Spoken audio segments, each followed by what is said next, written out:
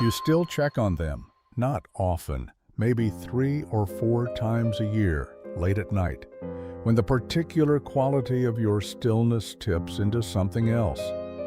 You open a browser tab, or a LinkedIn profile, or a project page, or sometimes just a name in a search field, and you look at what they've built, the work they've done, the specific shape their life has taken, and you tell yourself it isn't envy. You know the difference between wanting what someone has and feeling something stranger, something that doesn't quite have a name yet. This isn't about wanting their life. It's something more like needing to confirm that theirs exists, that the other version of the story actually happened, just not to you. There was a moment. You can locate it if you try, though you usually don't try. A moment where the risk became visible and you stepped back from it. Maybe you turned down the city. Maybe you left the creative work before it had a chance to fail, which meant it also never had a chance to succeed. Maybe you chose the person who was certain over the one who was complicated. Maybe you simply said yes to the life that was already waiting for you, because something in you needed the relief of a door closing, and ever since you have been building the explanation for why that was the right call. The explanation is sophisticated. It has to be, you are sophisticated. It draws on realism, on maturity, on the things you learned that the people who took the risk hadn't encountered yet. You say, I made the right decision given what I knew at the time. And you mean it. And that sentence has been doing significant work in you for years. Here is what that sentence is actually doing. It is not explaining a past decision, it is managing a present pressure, because the life you didn't choose did not disappear when you chose against it. It is still running somewhere in parallel. And the distance between where you are and where that version of you would have been, that distance has its own weight. You feel it on Sunday evenings. You feel it when someone younger than you does the thing you didn't do, and it turns out to be survivable. You feel it every time you open that browser tab. What you have been carrying is not regret in the ordinary sense. Regret implies a clear mistake and a wish to have done otherwise. What you carry is something more corrosive and harder to locate. The persistent counter-pressure of an unchosen life that refuses to become the past. Something has been operating on you that you may not have had a name for until right now. And the name matters because without it, you have been absorbing the pressure as a private failing, a deficiency of gratitude, of self-acceptance, of maturity. As if the right amount of wisdom would make the counter-pressure stop. It won't. And understanding why is the thing that changes your relationship to it. The version of you who took the other road is not a ghost. It is a structural feature of your present consciousness. And once you understand that, not as a metaphor but as a precise psychological description, you stop trying to manage a pressure you cannot eliminate, and you begin to do something that actually corresponds to your situation. Not peace, not resolution, something that requires more from you than either of those. If this channel is naming things you haven't found named elsewhere, subscribe. That's how it reaches the people who need it. The unchosen life persists not because your choice was wrong, but because you made one. And what that means, structurally, is something Kierkegaard understood with a precision that most of his readers miss. In Either Or, Kierkegaard was not simply describing two different lifestyles, the aesthetic existence and the ethical one. He was describing what happens to consciousness when it chooses. The act of choosing does not eliminate the unchosen option. It suspends it. The road you didn't take doesn't overgrow and disappear. It runs alongside the one you're on, maintaining a kind of permanent relevance to your present experience. He called this the anxiety of possibility, and he meant something very specific by it. Not the anxiety of what might happen, but the vertigo generated by the fact that other versions of your life remain in some sense available, which means your chosen life is never the only version. It is only the current one. Possibility does not become historical just because you chose against it. It persists as what it always was, something that could have been and therefore is still, in the precise sense that it continues to press on the consciousness that foreclosed it. The sentence you use, "I made the right decision given what I knew at the time," is your attempt to make the unchosen life historical, to convert it from a living counterpressure into a completed artifact, to move it from the present tense, where it operates on you, into the past tense, where it would merely be noted. And this is what the explanation can never accomplish, because the counterpressure doesn't care about the quality of your reasoning. It persists not because your choice was wrong, but because you made one. Kierkegaard's point is not that you should have chosen differently.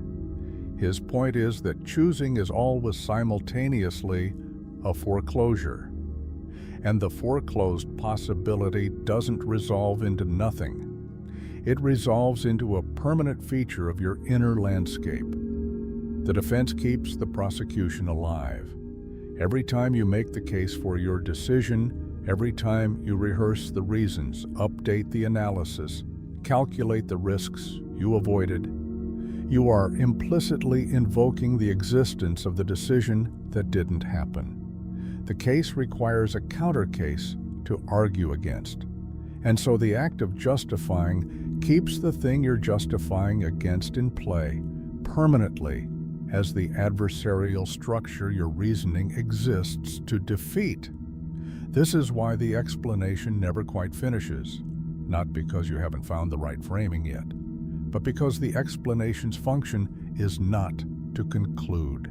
It is to manage. And the management is ongoing because the counterpressure is ongoing.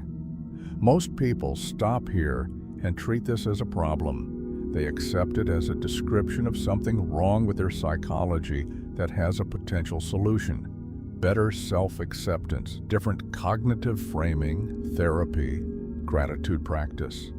What they miss is that the pressure is not a malfunction. It is what human consciousness looks like when it is operating correctly under the conditions of freedom. And that changes what the right response is entirely. Now here is where it becomes more uncomfortable. The checking, the late-night profile visits, the searches, the careful inspection of what they've built is not about them. You think you are gathering information, evidence about how their life turned out. You think you're testing a hypothesis. Was the other road as viable as it seemed? If their career stalled, if their relationship failed, if the risk they took produced outcomes that look, from the outside, no better than yours, then maybe the explanation holds. Maybe the choice was right. Maybe the distance closes, but the checking doesn't close the distance. It confirms the existence of something you cannot stop needing to confirm exists. What you are looking for when you open that profile is not data about them. You are maintaining contact with the unchosen life, reaching through the screen to touch the outline of the door you closed. The person on the other side is almost incidental.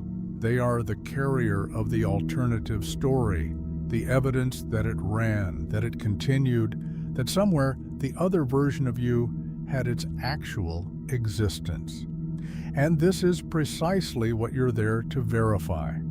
Jung would name this dynamic immediately, though not in the most obvious sense.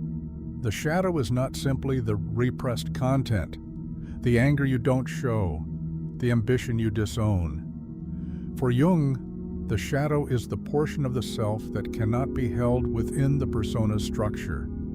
And what you've been building since the moment you chose safety is a persona organized around having made peace with the choice. A self that is realistic, grounded, free from the grandiosity that leads people to burn good lives in pursuit of impossible ones. This persona is not false. The realism is real. But the persona required a specific act of suppression to become stable. The version of you that would have taken the risk, more impulsive perhaps, or more desperate or less afraid, had to be foreclosed internally as well as externally. Not because that version was worse, but because holding both simultaneously, the self who chose safety and the self who might have leapt, is a kind of internal unbearability. The persona's coherence requires the shadow's exile, but the shadow does not stay exiled. It returns by indirection. And what you've created, in the habit of checking on the person who took the other road, is a ritual of shadow contact. You cannot integrate the leaping version of yourself. You've spent years constructing the argument for why it was correctly not chosen, so it returns through proxy. You visit your own shadow by visiting the life it would have lived. And here is what the shadow visit cannot give you: the permission you are looking for. You are not looking for information about them. You are looking for authorization to stop carrying the unchosen life. And the person on the other side of that screen cannot provide that authorization. Their success doesn't close the question. Their failure doesn't resolve it either. Because the unchosen life doesn't die when the person who lived it struggles. It persists as a structure of your consciousness, independent of their outcomes, because it was never really about them. It was always about the version of you that exists as permanent possibility in the mind of the version of you that chose differently. Fromm understood the weight underneath this, and his argument is harder than it is usually taken to be. In Escape from Freedom, Fromm was examining a specific paradox: that people flee from the freedom they have been given, that the burden of self-determination produces genuine anxiety, and that the relief of having fewer choices is real, not simply a failure of character. He was writing about the political conditions that produce authoritarianism, but the psychological structure he named operates at precisely the level of your situation. Freedom, for Fromm, is not primarily experienced as liberation. It is experienced as weight. The anxiety of having to be the author of your own existence, of choosing among actual alternatives with no guarantee of correctness, with full accountability for what the choice produces, does not resolve when you choose. It intensifies after the choice because now the outcome is yours. And the self that cannot bear this weight will construct elaborate architectures of retrospective justification to contain it, to convert an open question into a closed one, to replace "I chose this" with "this was the right choice," because only the latter provides the sensation of relief. What you called wisdom was partly scaffolding, not entirely. Some of what you knew at the time was real. Some of the risks you calculated were actual risks. This is not an argument that you made the wrong choice. You cannot know that. And that unknowability is not a gap in your information. It is a structural feature of how choices work. You can only live one version. The others remain suspended possibility. And no retrospective data can convert possibility into historical fact, because the possibility operates on a different register than facts do. It is not a proposition that can be falsified. It is a pressure that can only be lived alongside, so the scaffolding holds. But it is holding something that cannot be fully held, And this is the precise place where Frankl enters, and where what he says is harder than it sounds. Frankl argued, from within conditions most of us will never face, that the space between stimulus and response is where human freedom actually lives. Not in having more options, not in the abundance of alternatives, but in the quality of orientation toward whatever circumstances you inhabit. He watched people in conditions of total external unfreedom, where virtually every external choice had been removed, and he observed that something persisted that could not be taken, the orientation a person held toward the fact of their situation, the way they carried what they could not change. The application to your situation is structural. Frankl's observation identifies the only jurisdiction where your freedom actually operates. You have been trying to exercise freedom in the wrong territory. You have been attempting to revise the past, to relitigate the choice, to establish its correctness, to argue the unchosen life into historical status. None of that territory is available to you. The past is not in your jurisdiction.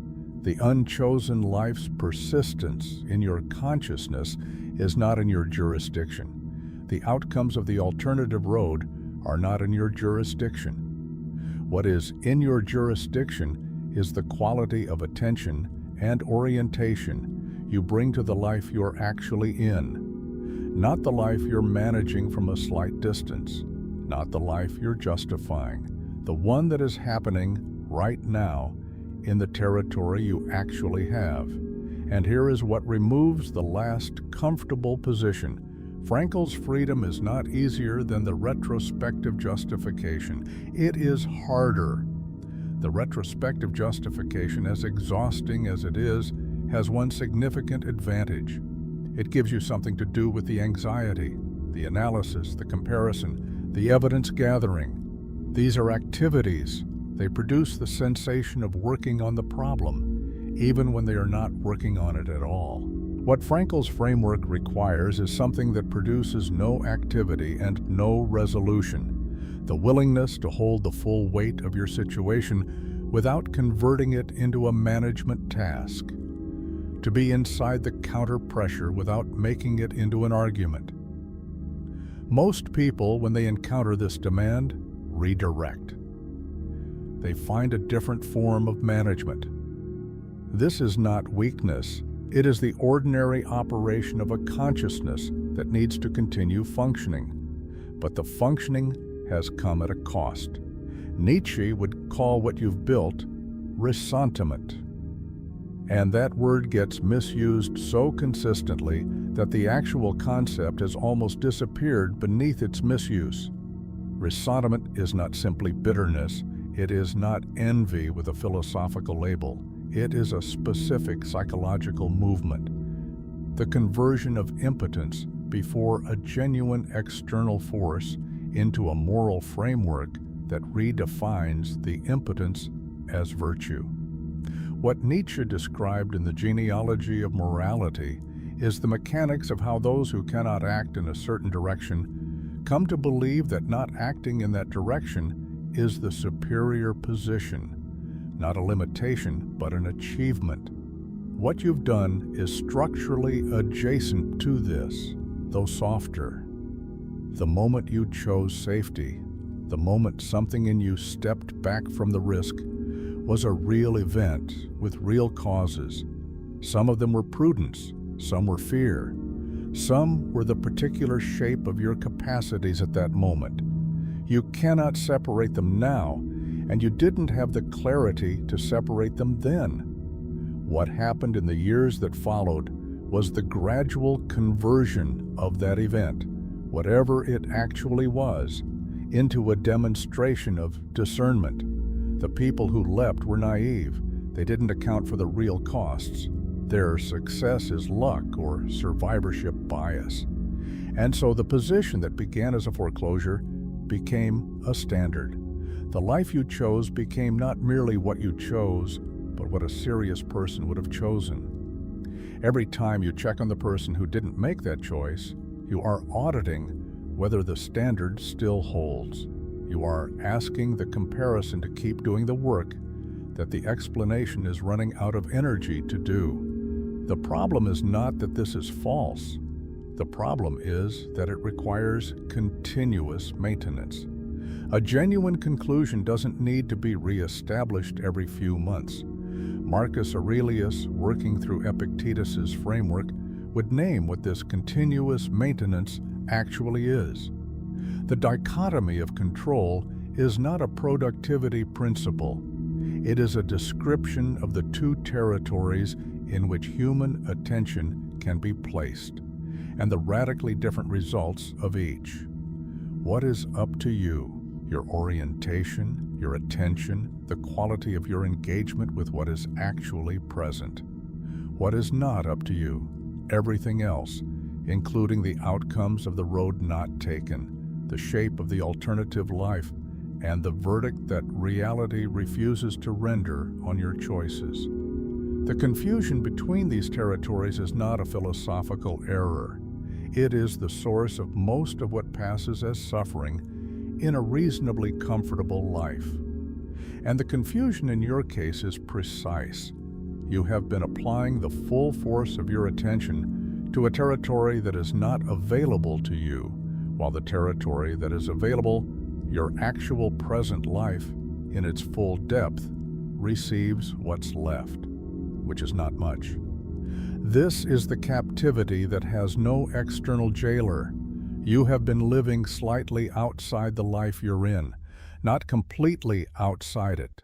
You function, you've built things, the chosen life is real. But a portion of your attention has been permanently allocated to the management of the counterpressure, to the checking, the justifying, the comparison, the auditing of whether the standard holds. And that portion of attention is not available for the life you're actually inside. Camus would say, there is no appeal.